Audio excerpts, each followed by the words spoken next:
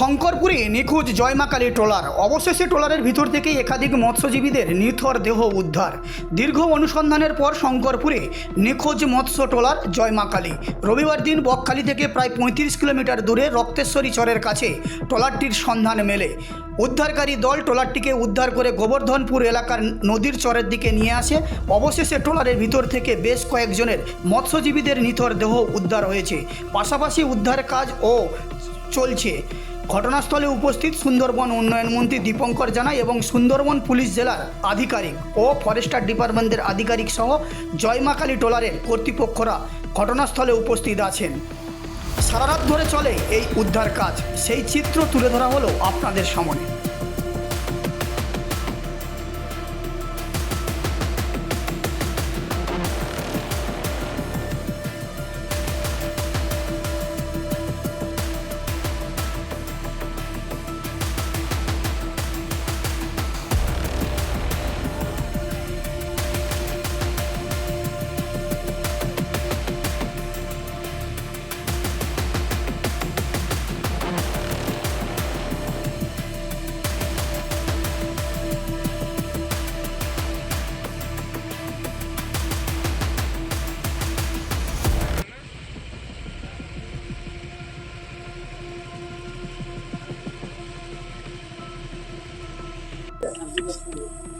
দেখুন, মর্মান্তিক ঘটনা একটা।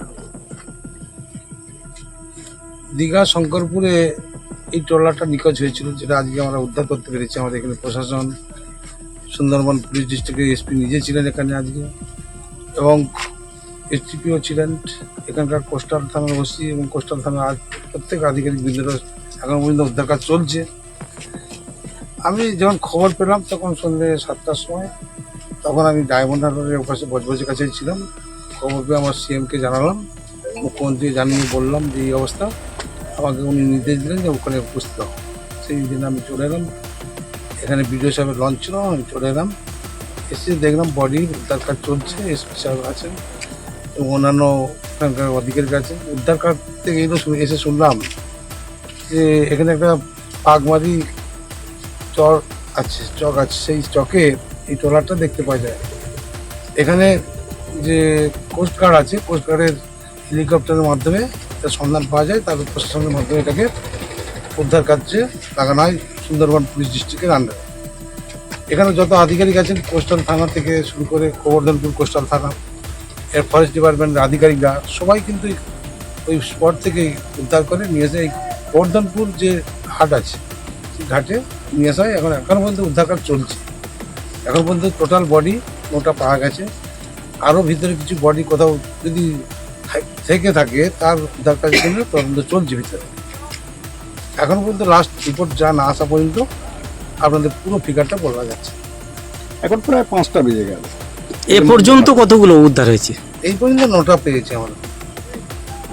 এখনো কিছু মানে উদ্ধার কাজ উদ্ধার কাজ চলছে, ভিতরে চলছে। লাস্ট আরও ঘন্টাখানেক যাওয়ার পরে বোঝা যাবে যে টোটাল কতগুলো বডি ছিল ভিতরে। ট্রলারের মালিকের ভাই এবং অন্যান্য যারা উপরে সমবেদনা জানালেন। এলাম, শুনলাম যে ওখানকার মালিক তার ভাই এসছেন, দাদা এসছেন, ভাইয়ের ট্রলার ছিল। তার সাথে সাথে আরেকজন এসছেন যিনি তার বাবাকে হারিয়েছেন, বাবা চলে গেছেন। মর্মান্তিক ঘটনা। সমবেদনা আমি জানাই তাদের কাছে।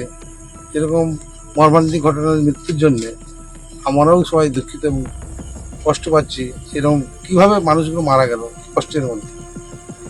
যারা পাওয়া গেছে সেই পরিবার কিংবা যাদের এখনো পর্যন্ত দেহ উদ্ধার হয়নি তাদের পাশে কতটা আপনারা সহানুভূতিশীল? সরকার সবসময় সবার পাশে ছিল, আছে এবং থাকবে।